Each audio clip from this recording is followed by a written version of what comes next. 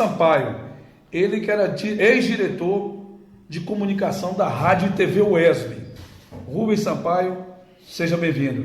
Gordo, obrigado a você e a seus ouvintes. Um abraço a todos, estou à disposição para responder todas as perguntas que você julgue necessário que eu responda. Sobre as denúncias de assédio moral e sobre invasão de privacidade, notícias essas que chamaram a atenção, repercussão estadual. O que o senhor tem a dizer sobre essas denúncias? Gordo, eu estou no jornalismo em Vitória da Conquista desde 89. Eu já trabalhei na Rádio Bandeirantes, trabalhei na TV Cabralha, trabalhei na TV Sudoeste, trabalhei na 100,1 e escrevi para alguns veículos de jornalismo impresso em Vitória da Conquista e estou na UESB desde 2002.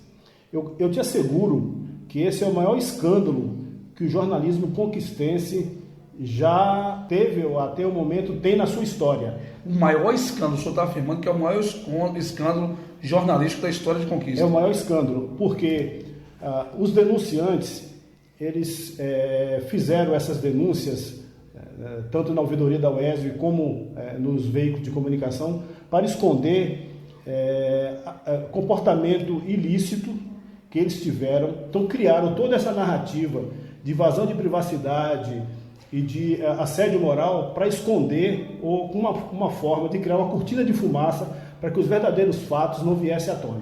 Mas tem uma denúncia sobre uma demissão e também sobre 2 transferências. A demissão de uma jornalista se deu porque nós recebemos denúncia de empresário da cidade que estava sendo abordado por essa jornalista oferecendo aquilo que a UESB não faz, que é uma parceria de comunicação com o sistema UESB de rádio e TV. No nosso estatuto, está dito que o trabalho feito pelo sistema UESB de rádio e televisão é gratuito. A gente não cobra por serviço nenhum. Então, esse empresário fez uma denúncia de que tinha sido abordado oferecendo a ele uma parceria de comunicação. E ficou no ar para a gente que era muito mais do que simplesmente uma parceria só de comunicação. Então, por isso, nós passamos a observar de perto o trabalho que essa jornalista vinha fazendo. Em seguida, detectamos mais algumas atitudes que para nós caracterizava aquilo que no meio jornalístico a gente conhece, você sabe muito bem disso, você conhece esse termo, para nós aquilo foi caracterizado como jabá no meio jornalístico. E isso é inaceitável numa universidade que preza pelas suas pesquisas, pelos seus conteúdos, pelo seu nome, que um conteúdo, que o veículo dela tivesse sendo dessa forma utilizado para que as pessoas tivessem algum benefício direto. E sobre as transferências? Transferência. Foram 2. 2 transferências. A transferência da jornalista, que é uma pessoa da minha confiança, aliás, como a outra também era pessoa da minha confiança, se deu porque em 2001, a assessoria de comunicação da UESB me fez uma denúncia de que um conteúdo nosso, que havia sido escrito e publicado no site da UESB, escrito por um jornalista da UESB, estava sendo comercializado num veículo em Salvador. E essa comercialização, ela foi... 2001, não, 2021. 2021. Esse conteúdo, ele foi comercializado em Salvador num veículo e esse está disponível até hoje no site, uma matéria que é do Sistema UESB de Rádio e TV, sendo comercializada em Salvador.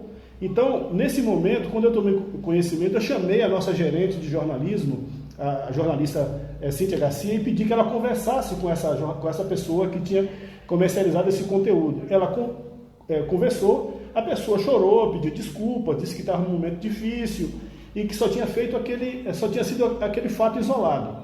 E nós entendemos que, como procedimento administrativo, essa primeira abordagem de uma advertência verbal, ela é salutar. Eu acho que é o caminho que devemos conduzir.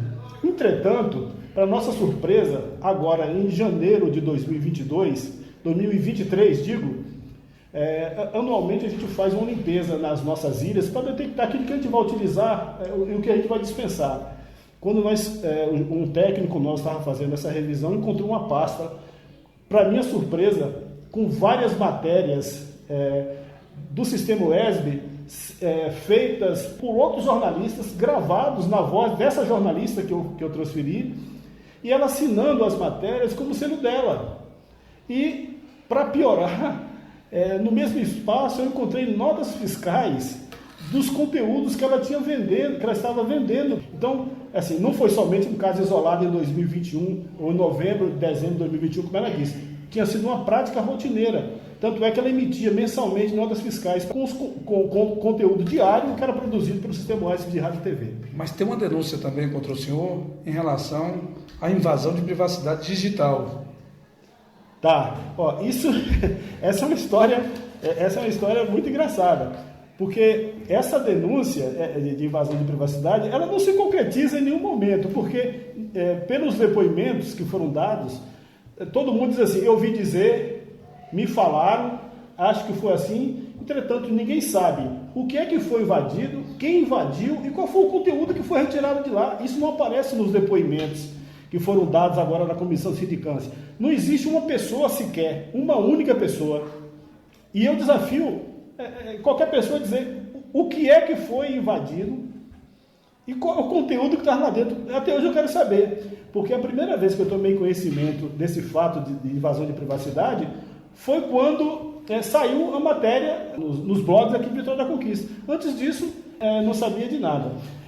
Então, assim, essa é uma história que eles precisam provar o que é que foi, o que conteúdo é esse, o que é que foi invadido. Ainda mais porque os computadores da UESB, eles são de uso coletivo, eles são públicos da universidade. E são equipamentos que não têm senha. Por quê? Porque eles funcionam em rede.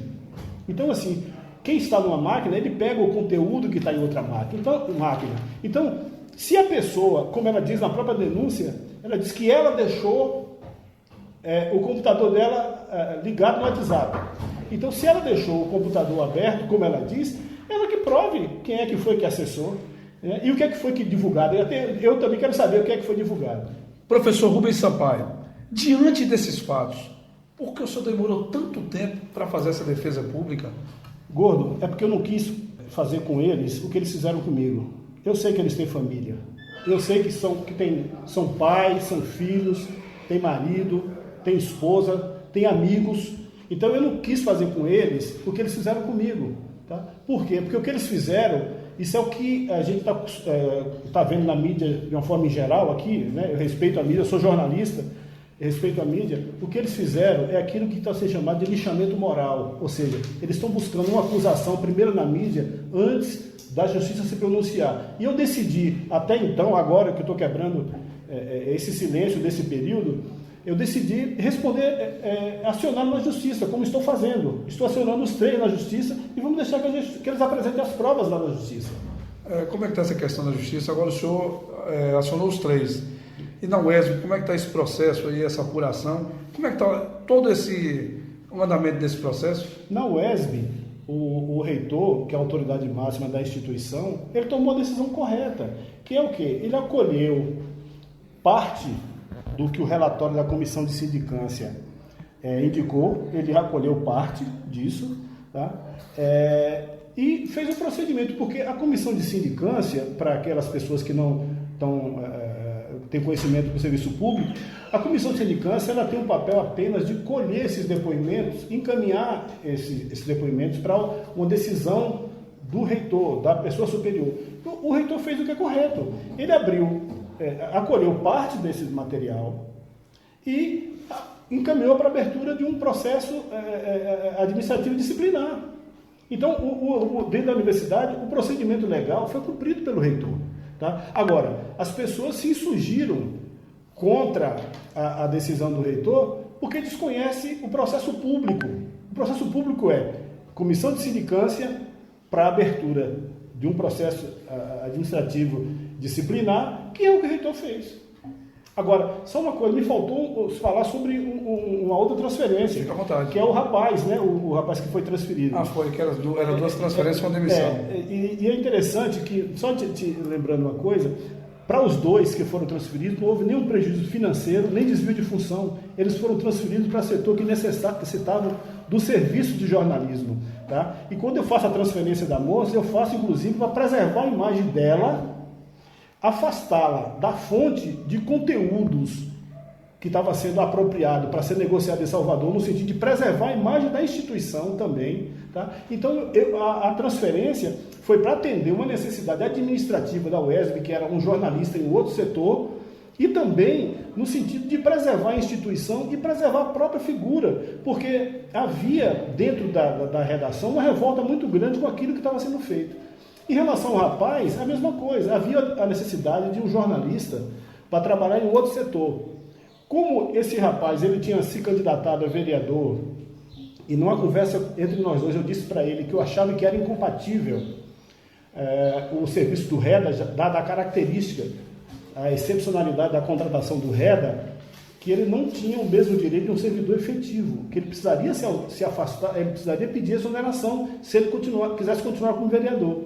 Candidato. Como candidato a vereador. Eu o aconselhei, Gordo, a que ele fosse procurar a Procuradoria Jurídica da UESB. Ele foi e retorna me dizendo: professor, eu posso ser candidato, porque já há uma jurisprudência para que eu seja candidato. Ele vai ser candidato,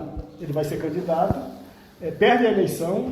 Nesse período eu dou uma licença para ele de 40, ele tinha 10 dias de folga e mais 30 dias de férias. Eu o aconselho a retirar os 40 dias para fazer a campanha de boamente, porque como ele me disse que ele podia ser candidato, eu de boamente acreditei naquilo que ele havia dito. Tá?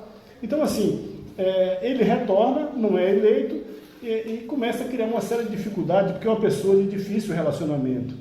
Então, assim, ele começa a criar uma série de dificuldades internas que, para o bem do relacionamento do restante da equipe, estou falando de uma equipe muito grande, a gente não pode permitir, como gestor, que um grande número de pessoas seja prejudicada em decorrência do comportamento de uma pessoa específica. Para complementar, então, e encerrar a nossa entrevista, eu quero colocar à disposição de todos os veículos de comunicação de Vitória da Conquista, da região, da Bahia, todas as provas. São mais ou menos umas 200 páginas de provas, alguns vídeos, mais de 10 áudios, vários textos que comprovam o desvio ético dos 3 denunciantes. Estou colocando essas provas à disposição de toda a mídia da nossa região, aqueles que se interessarem pela verdade, e também de qualquer cidadão ouvinte do seu programa que queira ter acesso a todas as provas. Elas estão à disposição, estão comigo, eu posso mostrar a qualquer pessoa, tá bom? Obrigado a todos.